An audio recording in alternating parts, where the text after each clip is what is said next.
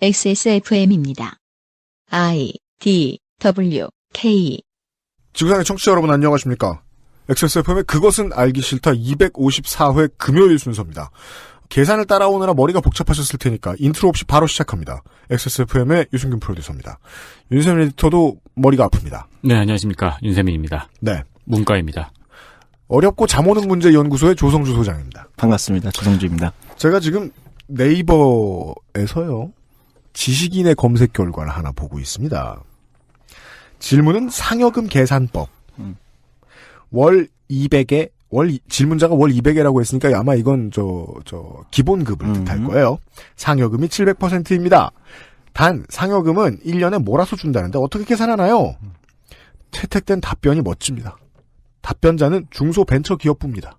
이런 것도 하고 다녀야 되나 봅니다. 열심 등급이에요? 채택 답변수가 26,222개나 돼요. 지식인에 물어봐도 중소벤처기업부에서 답변해 줄 수 있나 봐요. 안녕하세요. 누구누구 노무사입니다.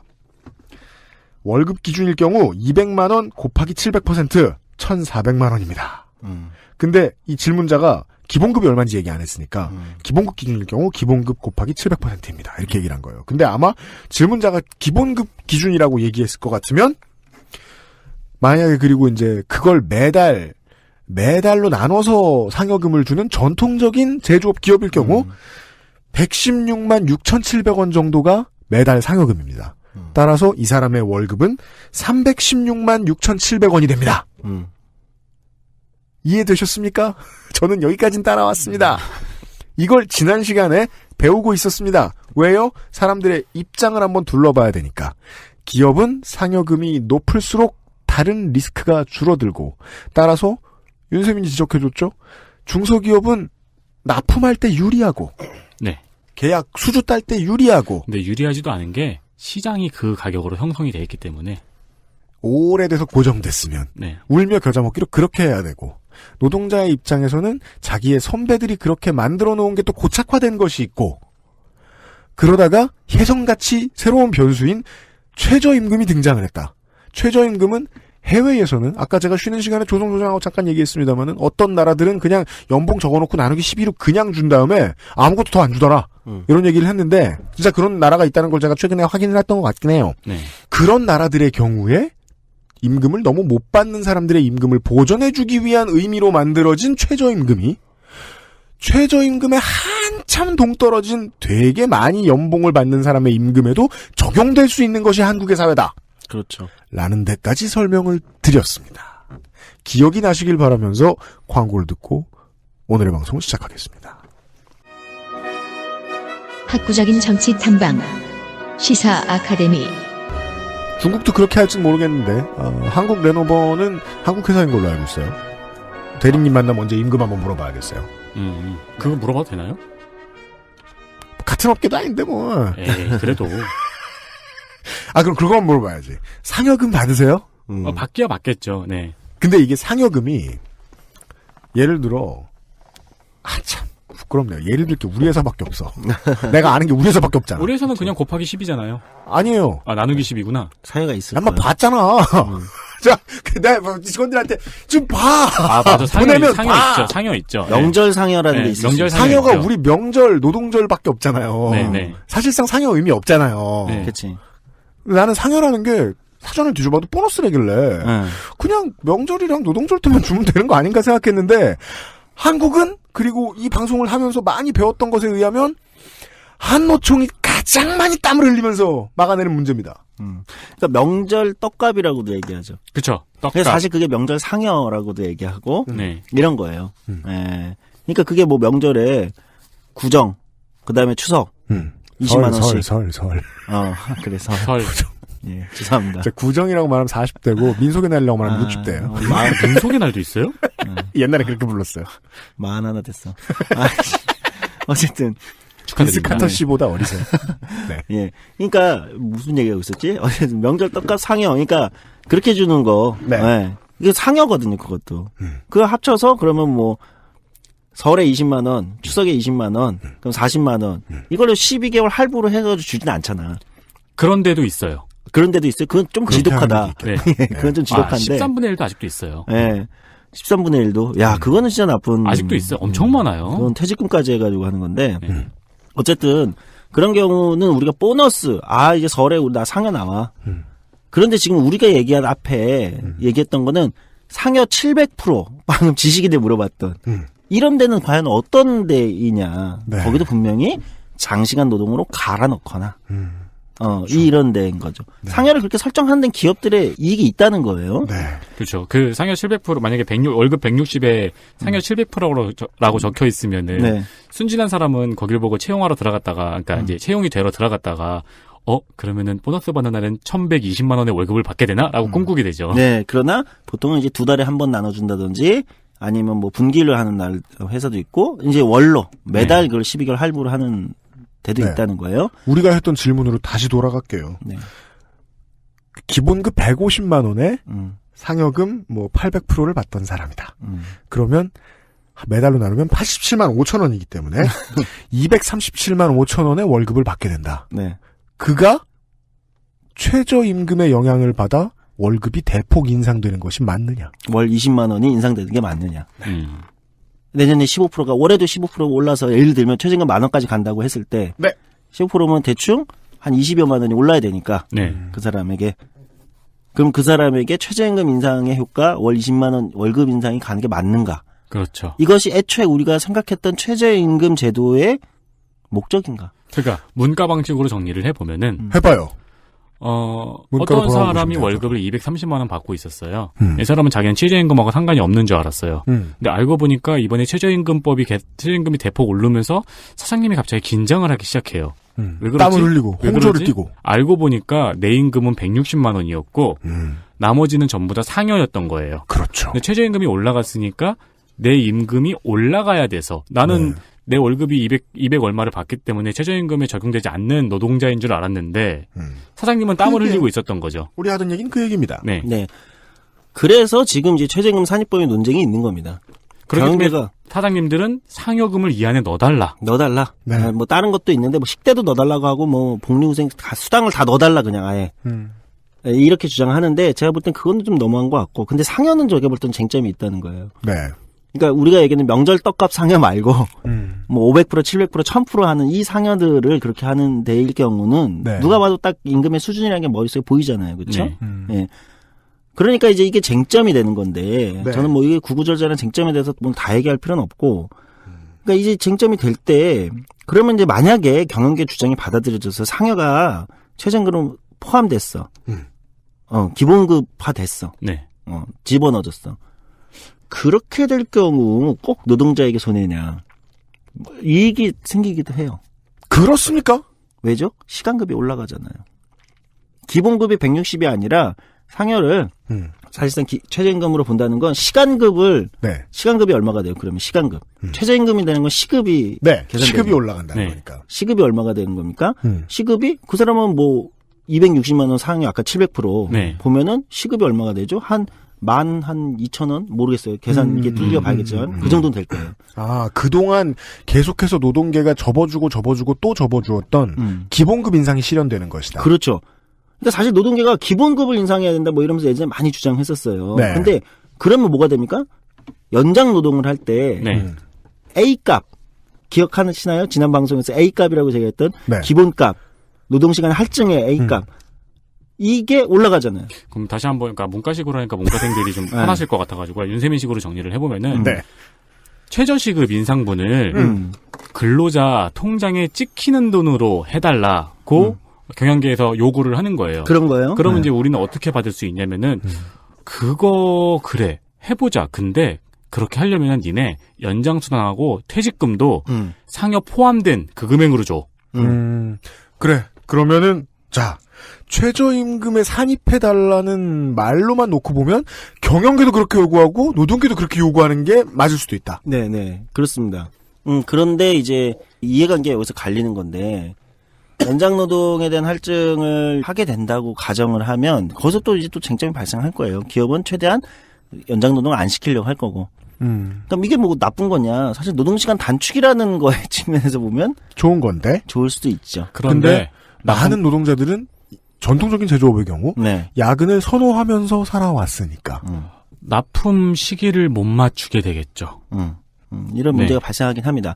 어쨌든 뭐 그 아주 세부적인 산업별로의 효과들이나 부작용까지는 뭐 오늘 우리가 다 갈 필요는 없고요. 네. 어쨌든 그렇게 해도 노동자 입장에서도 유리한 게 있다는 거 정도. 네. 그러니까 즉 A값, 연장 노동이나 이런 할증의 기본이 되는 네. 기본값이 굉장히 시급이 올라가는 거기 때문에 여기서 이제 이득도 있다는 거예요. 네. 네, 어쨌든 이렇습니다.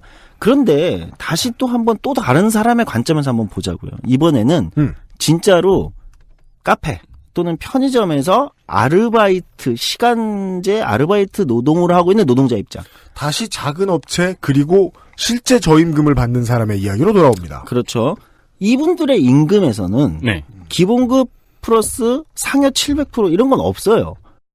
지금 이 방송을 듣는 편의점에서 아르바이트 했던 노동자 중에 나 카페나 편의점에서 일하는데 나 기본급에다가 상여 700%, 500% 받아본 적 있다. 없을 거예요. 없죠. 이상하잖아요. 편의점 노동자에게 상여 500%, 700% 있을 것 같아요? 사장의 배우자고 그 사장에게 매우 폭력적이야. 날 채용해서 돈을 내라 임마. 그런 경우가 아닌 이상은 이분들에게 상여라는 개념은 아마도 명절 떡값. 우리가 네. 아까 얘기했던 명절 상여라는 정도 수준은 있을지 모르겠지만. 저도 그거 받으시는 분은 못 받고 라면 한 박스 받아오시는 분은 받네요. 그렇죠. 그게 그분들에게 명절 상여일 거예요. 네.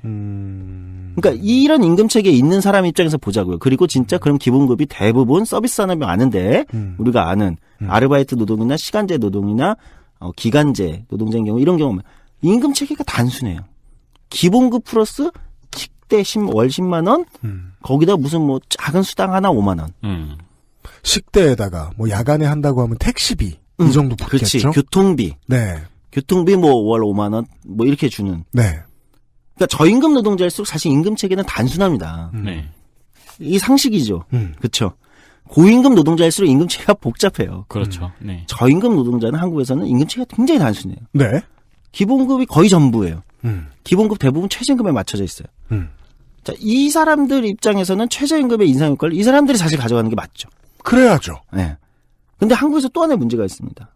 네, 여기서부터 이제 상당히 도발적인 이제 문제 제기를 할 건데 이 저임금 노동자들을 이런 식으로 채용하고 있는 다수의 한국의 영세 자영업자들이 채용하고 있는 경우가 많다는 거예요. 네. 그렇죠. 편의점이든 카페든 아까 얘기한 그런 대단히 상여로 500%, 700% 이미 그렇게 설정해서 사람을 갈아 넣는 노동을 하는 고용하고 있는 건 영세 자영업자인 경우가 굉장히 많은데 네. 네. 이분들이 실제 최저임금 인상 때문에 네. 소위 말하는 사실 경제지들이 쓰는 최저임금의 급격한 인상 때문에 위태롭다. 그렇죠. 힘들다의 주된 대상들인 거예요. 맞습니다. 사실입니다. 네. 자, 여기서 뭔가 우린 이상한 점을 느낄 수 있어요. 앞서 우리가 언급했던 최저임금이 올라서 문제다라고 주장하면서 최저임금 산입 범위를 상여를 넣자고 주장하는 사람들은 사실은 실질적으로 최저임금의 의도와 관계없는 사람들이다. 그렇지. 사용자도. 네. 노동자도. 사용자도. 그렇지. 즉 그럼 지금 있는 최저임금 산입 범위의 논쟁은 과연 진짜 최저임금을 둘러싼 논쟁이냐. 최저임금의 실제 의도를 둘러싼 논쟁은 아니다. 그렇죠. 사용자도 노동자도 그 지점에 있지 않다는 거예요. 우리가 지금 봐야 되니까 이건 거대한 착시 효과다 저는 이렇게 생각합니다. 그러네요. 그게 그러니까 꼼수에 대한 논쟁이죠. 네. 머리를 좀 식히겠습니다. 광고를 듣고 오죠. 그동안 빅그린 균일가 행사에 보내주신 성원에 감사드리며 네, 성원이 시원치 않았지만 감사를 안 드리는 건 아닙니다. 새해가 왔으니 새 행사를 시작하겠습니다. 왜냐하면 빅그린은 원가가 아닙니다. 거짓말하는 것 같아요 저희에게. 할인가가 원가 같습니다. 네. 할인가가 소비자가 같습니다. 헤어 마스크, 에센스, 700ml 샴푸 등 여러분께 친숙한 많은 품목들로 새해에도 합리적인 가격에 진행합니다. 그 싼 가격을 표현하는 네. 다양한 어휘들이 있잖아요. 제가 진짜 쓰기 싫어하는 단어인데 오랜만에 썼는데 이걸 짚으면 내가 억울하고 부끄러워 죽겠다 지금. 그럼 제가 되게 잘 짚네요. 왜냐하면 우리는 제가 예전에 있던 회사처럼 막 우주 최저가 이런 소리 안 해. 우린 제값 받는다 그러지 합리적이라는 말 진짜 오랜만에 썼구만. 여긴 싸거든. 네. 네. 뭐 싼 가격이라고 하면 되죠, 뭐. 네, 싼 값에 진행합니다. 네, 싼 값에 진행합니다. 네. 언제나 그렇듯 자세한 것은 액세스몰에서 확인해 주세요. 그렇습니다.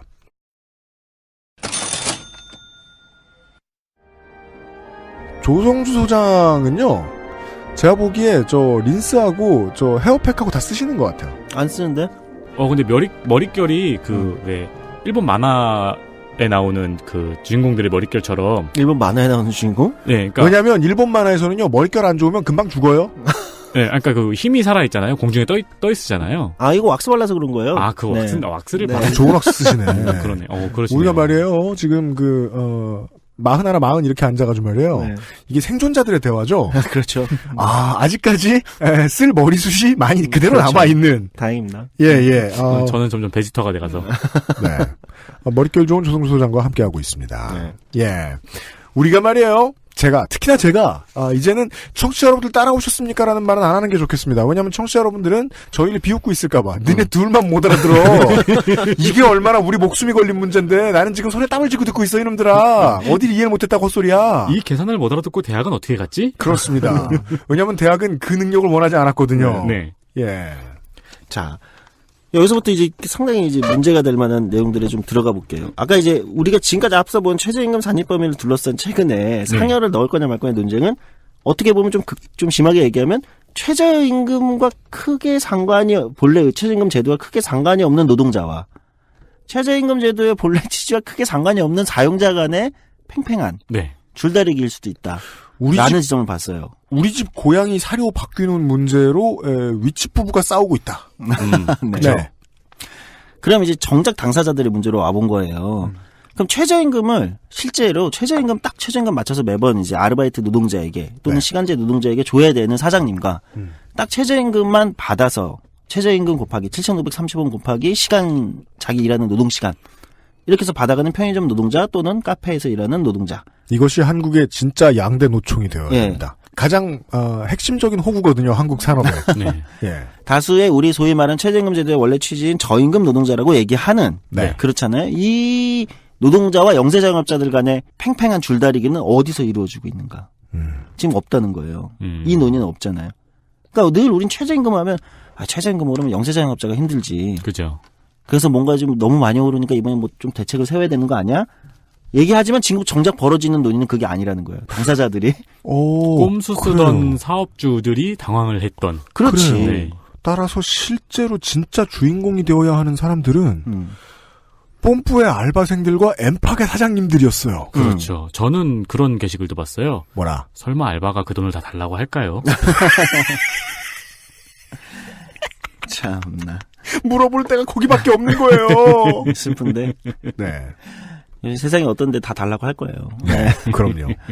그래서 지금 이제 진짜 당사자들 얘기로 돌아가 볼게요. 네. 진짜 당사자들 얘기 돌아가 보면 여기서부터는 진짜 최저임금이 연간 한 15% 이상씩 오른다고 하면 그걸 주는 거에 대한 그 사업주도 부담이 있는 건 사실이에요. 그렇죠? 네. 사실입니다. 그러나 최저임금의 원래 취지는 저임금 노동자의 생활을 안정시키기 위한 것이기 때문에 여기서 최저임금을 15% 올렸다고 그걸 안 준다고 하면 그건 맞지 않는 얘기잖아요. 당연합니다. 그렇죠. 네. 그러면 이제 영세자영업자는 다 나가서 폐업해라. 이 기회에다 구조조정하자. 한국 자영업 많은데 또 이렇게 얘기하는 것도 적절치는 않죠. 그렇죠. 네. 그래서 지금 실제로는 이 논의에서 가장 중요한 부분을 파악을 하고 지금의 정부가 손을 쓴 것 같은 문제가 되게 많이 돌아다니고 있진 않아요. 저 같은 5인 이하 사업장의 사장님들이 되게 많이 알고 있을 겁니다. 그렇죠. 190만 원 이하 급여를 지급받는 정규직 혹은 이제 비정규직 직원들 급여 중 일부 최대 13만 원까지 지금 국가가 지원해 줍니다. 네. 올해부터. 총 예산이 3조 원일 겁니다. 연간. 네. 뭐 이제 이미 일자리 자금 뭐 이렇게 얘기하는데. 네. 근데 그거는 기준이 상여금 포함해서 그거 넘어가면 안 돼요. 그렇죠. 예. 나 알아. 사장이거든. 자, 여기서부터 그래서 정부가 나섰잖아요. 네.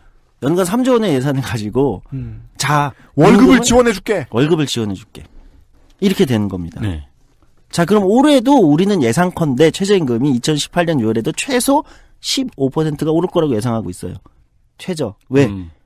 15.4%가 올라갔으니까. 그리고 만 원까지 가려면 올해도 15%는 넘겨야 돼요. 네. 인상폭이. 대충 계산해도. 네. 그럼 내년에도 또 3조 원을 정부가 편성할 거냐. 시금 만회가 될 때까지 매년 3조 원을. 네. 여기서부터 뭔가 지금 꺼림칙한 느낌이 들지 않으세요? 그러면 최저임금 계속 올리고 우리는 우리의 세금과 정부에 도는 게 세금이니까 그걸로 계속해서 자영세 자영업자와 저임금 노동자들의 최저임금의 부족한 부분을 계속 메꾸는. 이게 과연 계속해서 맞는 구조일까? 자, 여기서부터 우리가 시급이 2018년 최저임금이 시급이 7,530원이라고 했습니다. 그러나 사실 7,530원이 아니죠. 월급으로 아까 했을 때 157만 원이라고 제가 말씀드렸어요. 네. 뒤에 우수리가 있긴 하지만 대충 할게요. 157만 원. 시급으로 7,530원. 7,530원 곱하기 하루 8시간 그리고 한 달 20일을 일한다고 토요일 일요일 빼고 하면 157만 원 안 나와요. 7,530 곱하기 8시간 하면은 6240원. 네. 일당이에요, 이게? 네, 곱하기 20이겠죠? 네. 4주니까 20을 하면은 120만 4,800원이에요. 네. 왜 안 나오죠? 157만 원이라고 적혀 있는데 올해 최저임금은 209시간으로 곱해야 돼요. 그렇죠. 왜? 여기는 뭐가 들어있습니까? 주휴 수당이라는 게 들어있기 때문입니다. 다음 주인공은 주휴수당입니다. 네, 이게 굉장히 중요한 문제입니다. 청취자분들 다 알아요. 주휴 수당이 빠져있기 때문에 안 되는 거잖아요. 지금 본인 윤세민 계산기 기자만 못 쓰니까 우리가 다 하네. 네. 말없이 시키시네. 윤세민 기자만 지금 헷갈린 거지. 사실 여기에 주휴수당이 들어가서 월급으로 하면 157만 원이라는 걸 청취자는 이제 주휴수당 다 알아요. 저도 근데 주휴수당을 알바몬 보고 아는 저 사람이라서. 요즘은 그런 데서도 다 광고를 하니까. 네. 그러니까 한국에는 사실은 이 딱 최저임금에 맞춰져 있는 임금 체계에서는 근로기준법 제55조 유급 주휴일 주휴수당이라는 게 있단 말입니다. 네. 그러니까 시간급은 월 15시간 이상 일하는 노동자일 경우는 최저임금 시간급이 7530이 아니라 플러스 주휴수당을 그거에 맞게 시간급으로 나눈 돈이 있겠죠. 근로기준법 제55조 사용자는 일주일 동안 소정의 근로일수를 개근한 노동자에게 일주일에 평균 1회 이상의 유급휴일을 주어야 하며 이를 주휴일이라 한다. 월급으로 산정하면 한 월급 안에서 그러니까 157만 원 중에 16%를 주휴수당이 차지합니다. 16%요. 그 정도를 좀 넘게 차지할 거예요. 시급으로 계산한다고 하더라도 그렇습니다. 1급에서. 그렇게 보면 실제 이거는 이제 주휴수당은 2011년 이제 청년유니온에서 이제 저희가 그 커피 전문점들 주휴수당 싸움을 시작하기 전까지만 하더라도 거의 사문화돼 있던 수당이었습니다. 왜? 그러니까 월급제 노동자들은 기존에 아까 우리가 앞에 방송에서 얘기했던 기본급 160에 상여 700% 그다음에 각종 수당 월 한 3, 40만 원을 설정돼 있던 노동자들은 네. 안에 들어가 있어. 유급 주휴일이라는 걸로 수당이 그냥 월급에 포함돼 있어요. 근데 시간제 노동자들은 그걸 받을 수 있다고 생각해 본 적이 없는 거예요. 그래서 그 전까지는 2011년 전까지는 어땠냐면 그해 시간급 최저임금 네. 아까 2011년 4,350원인가 그랬을 거예요. 4,320원이었나? 하여튼 언제요? 4,580원이요. 2011년. 네. 네, 어쨌든.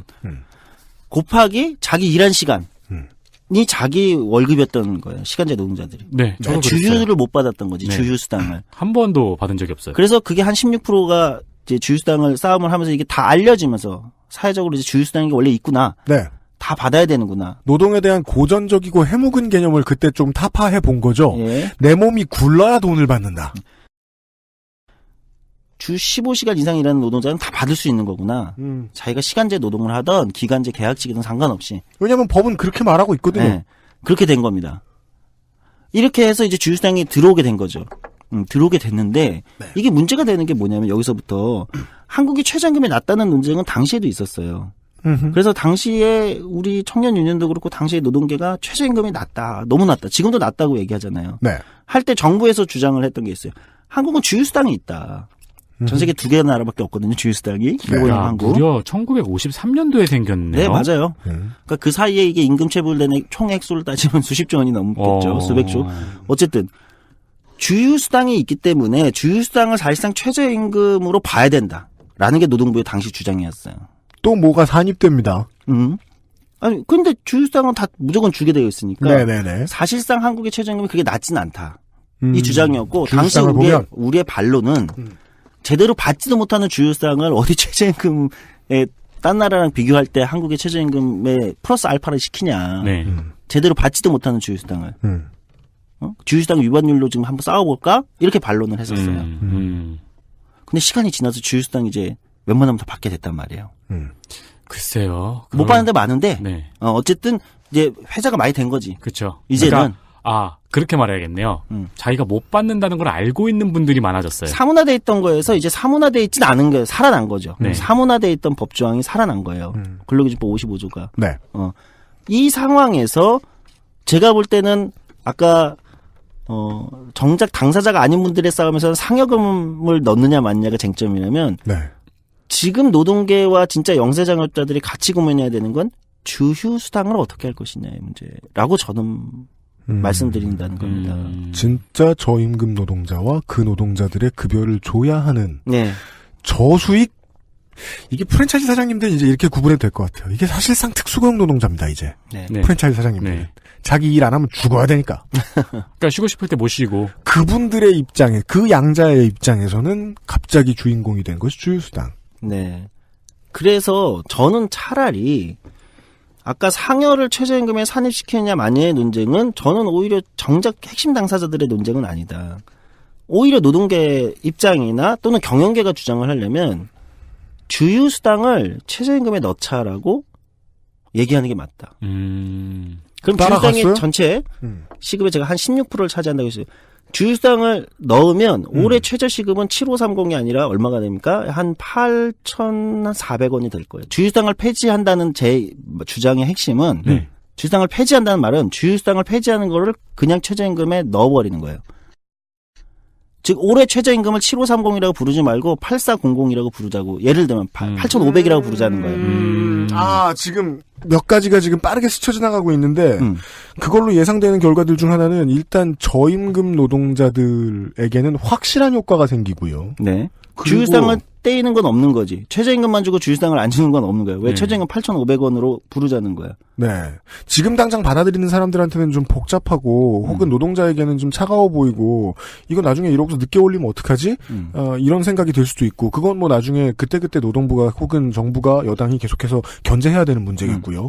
아주 멀리 볼 때는 수당의 복잡한 걸 좀 단순화시키는 매우 중요한 첫걸음처럼 느껴지는데요. 그럴 수 있고요. 또 하나의 엄청난 장점이 있습니다. 뭘까요? 주 15시간 미만 노동자들은 임금이 엄청나게 오르는 효과가 있죠. 아, 그러네요. 네, 주 15시간 미만 노동자에게는 어차피 주휴수당이 적용되지 않아요. 맞아요. 네. 근데 지금 몇만 명쯤 될까요? 주 15시간 미만 노동자가. 초단시간 노동자라고 부르거든요. 네. 최근에 한국에서 좀 노동계를 좀 아시는 분들은 마사회 같은 데가 쟁점이 됐던 게 초단시간 노동자인데 몇만이 될까요? 공식 통계는 58만 명, 비공식적으로는 한 7, 80만 명이 될 거로 보입니다. 계속 증가하고 있어요. 근데 이들에게는 주휴수당이 어차피 적용되지 않아요. 근데 최저임금에 그냥 넣어버리잖아요. 네. 주휴수당을 없애버린다는 건 최저임금에 넣어버린다는 거예요. 그러니까 올해를 7530이 아니라 8,500으로 예를 들면 하자. 예를 들면 이렇게 하면 15시간 미만 노동자들 입장에서는 최저임금 인상 효과를 더블로 지금 올해 받게 되겠죠. 네. 자, 청취자 여러분들께서요. 이 훈남을 가장한 캐릭터로 등장하고 있는 두 성우가 다정하게 주고받고 있는 라파스티체리아 광고를 들으시는 동안에 노동 개념의 변화에 대한 상상, 지금 내가 하는 노동이 몇 시간을 일해야 어떤 결과를 내놓고 있는가에 대한 생각을 해봐 주시면 고맙겠습니다.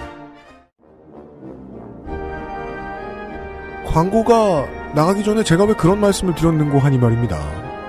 혁명이 일어난 직후에 제니방적기를 돌리는 시간. 한국의 노동자들이 생산 라인에서 자동차를 조립하는 시간. 그것이 노동이었습니다. 네. 우리 회사로 돌아와 보죠. 몇 시간을 일했는지는 모르겠지만 좋은 광고 문구를 한 문장 만들면 그날 그걸로 업무 땡쳐도 돼요. 네. 방송 한 편을 만들기 위해서 제가 몇 시간을 들이부었는지는 모르겠지만 그 순간 예를 들어 방송 하나 준비에 수십 시간이 걸리는 방송이 있어요. 네. 국감 방송이 그래요. 예. 근데 그게 아니고 정은정 농축산인이 들어왔어. 네. 가만 앉아있어. 그 전에 준비도 안 했어. 체크인? 그러면서 막 떠들어 1시간 동안. 청취자들이 좋아해. 노동의 가치는 안타깝지만 등가입니다. 노동의 가치를 시간으로 환산해야 되는 시대가 지나고 있는 게 아니라 지난 지 좀 됐다. 라는 걸 인정하는 데서부터 지금 조성주 소장의 그 주장을 들어야 이게 매우 삐딱하지는 않다는 생각을 하실 수 있을 것 같습니다. 네.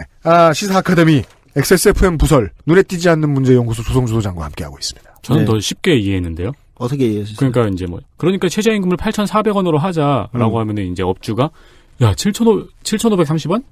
네, 7,540원 맞추느라고 죽을 뻔했는데 갑자기 8,400원 무슨 소리냐라고 하면은 주유를 빼자. 주유를 합산하자. 주유 뺀 거야? 그동안 주유 안 줬어요? 이렇게 물어볼 수 있는 거죠. 그렇게 될 수 있다는 거예요. 근데 이게 이제 어떤 노동자 입장에서는 조사모사 아니냐. 네. 그러니까 주유를 폐지한다고 하면 주유수당을 폐지한다고 하면 그게 16%를 차지한다고 하면 올해 최저임금을 동결해도 올해 18년 6월에 최저임금 결정할 때 최저임금 동결 해도 어느 정도까지 올라가요. 주유수당을 폐지하고 그거는 대신 최저임금에 넣자라고 하면 얼마가 돼요? 8,400. 내년에 사실상 최저임금은 8,400이 되는 거예요. 그러면 물론 상상하건대 최저임금은 올라가지 않았어요. 단순히 주유수당이 폐지돼가지고 최저임금이 포함됐을 뿐이에요. 그럼에도 불구하고 월급 오르는 사람은 왜 이렇게 많은지 모르겠지만 많겠죠. 그러니까 조사모사할 수 있어요. 그러면 이제 동결할 수는 없으니 저는 그러면 올해 최저임금을 저는 이렇게 주장하고 싶습니다.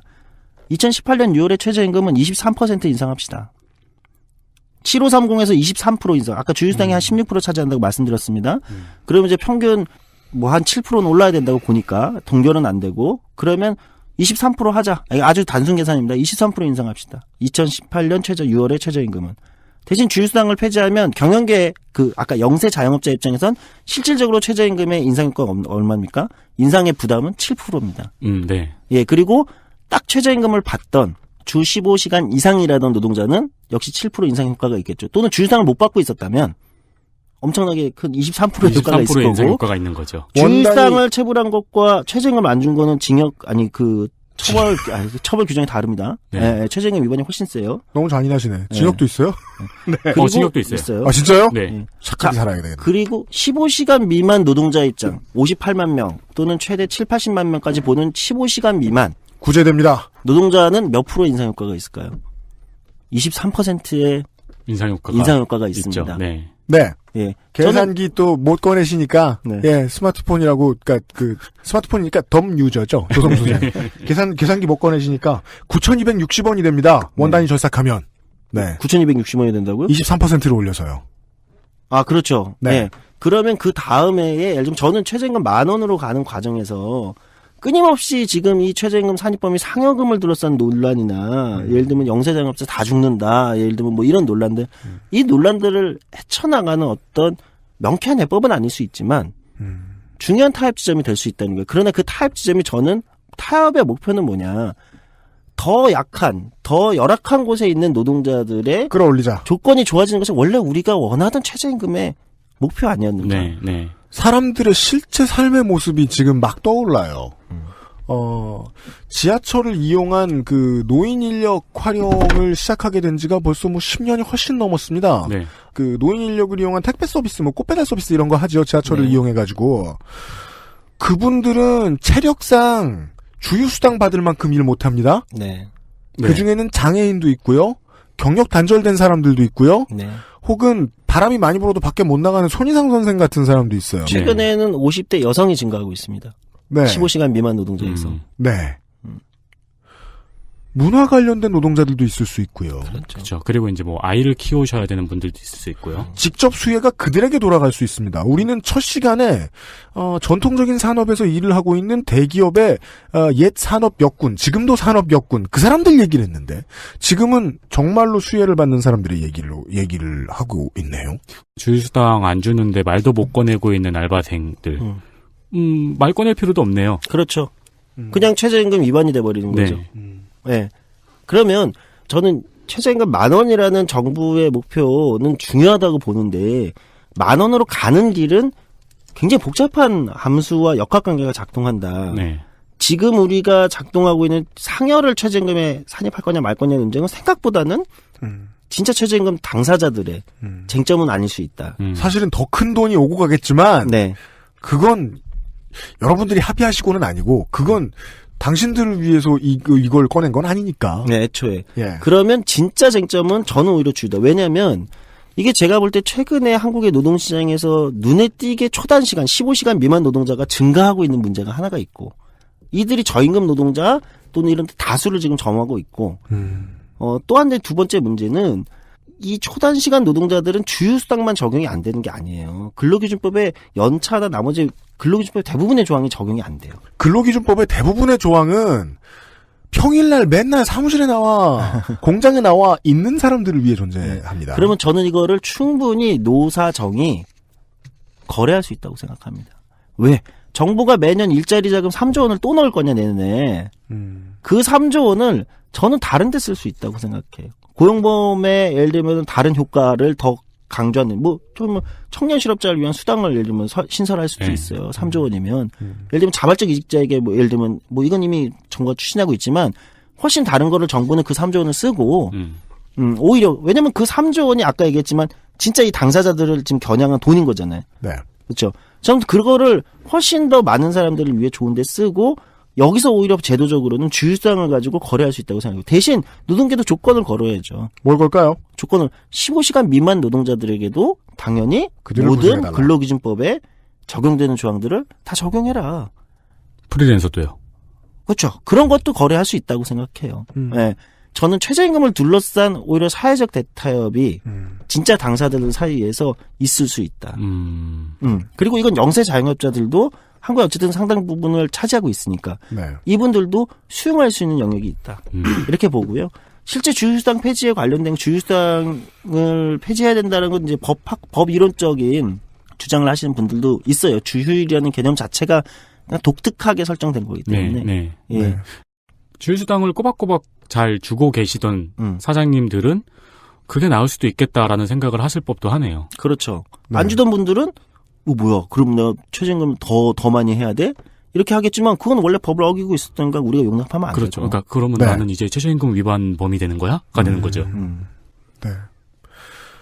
이걸로 인해서 누가 수혜를 받을 수 있는지, 누가 당장 봐야 할 손해를 덜 볼 수 있는지, 그리고 이게 왜 조삼모사가 아닌가 하는 답변, 요 정도까지가 중요했던 것 같습니다. 네. 그리고 이게 제가 이 말씀을 이렇게 약간 도발적으로 야 어떻게 저렇게 얘기할 수 있냐? 좋은데니까. 네.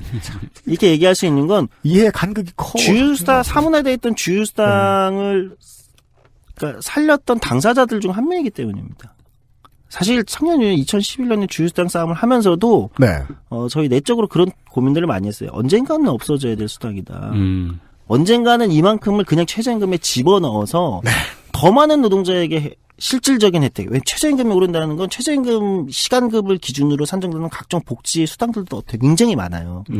네. 최저임금의 부수적 효과는 굉장히 광범위하거든요. 네. 그러니까 주휴수당이란 하나의 일부 작은 수당으로 받아가는 것보다는 더 큰 사회적인 효용을 창출할 수 있는 네. 이렇게 가야 된다라는 고민들이 있었어요. 근데 이걸 언제 꺼내야 되는가? 왜? 최저임금이 너무 낮은데 주휴수당을 폐지한다고 그러면 우리만 손해를 보는 거잖아요. 그렇죠. 근데 최저임금이 어쨌든 연간 최소 15%는 인상되고 10,000원을 진짜 간다고 하면 이 사회적인 분위기 속에서는 오히려 지금은 이 논의를 진지하게 해볼 시점이 온 것이 아닌가. 전략은 당장 닥친 내일 무엇을 할지를 생각해야 되는 문제지만 전술은 지금 해야 될 걸 언제 할지도 정해야 합니다. 네. 네. 똑같은 걸 오늘 접어주면 내가 호구인데 내후년 7월 칠성날 접어주면 개돈을 탄 뒤일 수도 있지요. 그 레어를 언제 누르느냐는 굉장히 중요한. 그러니까 가스 100 되자마자 누른다. 그죠. 예. 네. 그러면 빠른 스컬지 안 뽑을 거면 지겠다는 겁니다. 그렇죠. 네. 노동 문제의 전략적 접근에 대한 이야기를 들었습니다. 네. 이번 주의 시사 아카데미였습니다. 이래서 이제 제가 눈에 띄지 않는 문제 조성주 소장하고 문제 연구소. 네. 조성주 소장도 되게 눈에 안 띄는 문제를 갖고 계세요? 네. 문제거리예요. 네. 사람들이 되게 열심히 도와주는 눈에 잘 안 띄셔. 예. 소장하고 방송을 계속 하게 되는 이유가 이건 것 같아요. 화났으니까 당장 내일 이라는 말이 통하는 사회활동이 있고 통하는 프로파간다가 있어요. 네. 예를 들면 인권운동 같은 것들이 그렇죠. 그렇죠. 더 미루지 말자. 오늘 하자. 근데 돈 걸리고 복잡한 제도 많이 걸리고 이해 당사자가 한두 무리가 아닌 상황이면 해야 될 타이밍이 따로 있어요. 그 사례에서도 말씀드릴 수 있어요. 뭐요? 버스 안 타기 운동에서도 로자 파크스요. 네, 로자 파크 선생이 이제 지금 민권 운동의 상징처럼 되었지만 네. 사실 로자 파크 선생 이전에 버스 안 탄 사람 많아요. 아니요. 아니 앞자리에 탄 사람 많아. 비슷한 사례가 있었거든요. 그래가지고 이제 그때 이 소년의 사례를 문제화시켜서 운동을 전개하자라고 하려고 했는데 그 당시 그 소녀가 그 흑인 소녀가 어린 나이에 미혼모였거든요. 네. 그렇기 때문에 이건 도덕성 문제가 불거질 수 있다. 그러니까 네. 전략적으로 지금은 안 좋다. 네. 라고 판단하고 한번 접었었어요. 네. 그런 다음에 로자 파크 선생 사건이 터졌을 때 그거를 터뜨린 거거든요. 네. 자꾸 타이밍에 대한 말씀을 드리게 되네요. 그리고 저는 뭐 다른 시사 프로와 다르게 언제나 멀고 먼 꿈으로 이야기하고 접죠. 특히나 이런 산업에 종사하는 사람으로서 저는 지금 법이 케어해주지 못할 많은 이제 돈과 관련된 급여와 관련된 문제 의식들이 있어요. 아까 조성주 소장이 이게 가뭄에 콩나듯 한 번씩 되게 이상하게 끼어드는 이렇게 치고 들어오는 타이밍이 있어요. 이걸 내가 했다. 아니, 그게 아니고. 이러면서 청취자로 결론이 이거 내가 했다. 그게 아니라니까. 그리고 발언 중간에 되게 교묘하게 숨어 있어요. 맞아요. 난 캐치해낼 수 있지, 이제. 나는 이 주장을 해도 욕을 그렇게 많이 먹으면 안 되는 사람이다라고 얘기하고 싶은 건데. 그니까요. 어느 개인이 자기를 주어로 까방권을 달래. 그러니까. 구차하네. 저도 이런 거 원래 제가 훨씬 잘하는 건데. 출연자들이 첫 방송 끝나고 저에게 꼭 하는 말이 있습니다. 출연료가 너무 세네요. 이렇게 노골적으로. 인정. 나도 똑같은 얘기를 했으니까 인정. 네. 제 기본적인 고민은 뭐냐. 그러면 이거보다 조금 주던 회사들은 어딘데요? 방송사랑 신문사입니다. 아주 큰 그곳들이요. 시간으로 계산할 수 없는 노동의 가치를 산정하는 기준이 없자 수십 년째 그 급여를 동결해도 된다는 사실을 알아챈, 그걸 기반으로 계속해서 회사가 운영돼도 된다라고 생각하게 된 업계. 제가 지금 드리고 싶은 말씀은 이 지식노동에 대한 문제뿐만이 아닙니다. 노동의 가치에서 시간이 아주 사라져버리는 날이 온다면 그때는 뭘 산입한 걸 빼야 되고 뭘 산입해야 되지? 뭘 새로 생각해야 되지? 다 온비드를 통해서 경매 시스템으로 붙여야 되나? 그런 고민도 몇 년 뒤에 하겠죠. 예, 지금 꾸준히 가지고 있다가 주휴수당에 대한 조성주 소장의 지적도 그랬던 것 같습니다. 아주 오랫동안 쥐고 있다가 이것이 올라와야 되는 때가 있고 이것이 사라져야 되는 때가 있다. 네. 시간과 노동 그리고 그 교차점 어딘가에서 들은 이야기였습니다. 조성주 소장의 주장은 지금쯤 없어지는 게 좋다였습니다. 예, 특히나 자영업자들과 아르바이트 많이 하시는 분들이 많이 들으셨기를 바랍니다. 예, 그리고 이걸 들으신 다음에 또 세상 어떻게 뒤집을지 저희한테 제보를 해주시면 제가 모시러 가겠습니다. 조성주 소장과 함께한 이번 주간이었습니다. 네. 예, 내일은 실제로 이것 때문에 고통받고 있는 치킨집 사장님들에 대한 얘기를 다시 찾아오겠습니다. 그렇겠죠. 또 내일 이야기를 들으면 또 마음이 짠해지면서 그렇습니다. 네, 최저시급 같은 거. 네. 한 두세 번쯤 마음이 바뀌실 거예요. 저 치킨 안 사 먹어. 저거 사 먹어야 되겠다. 사 먹어야 되겠다. 안 사 먹어. 예. 내일 이 시간에 다시 뵙겠습니다. 유승균 PD와 윤승민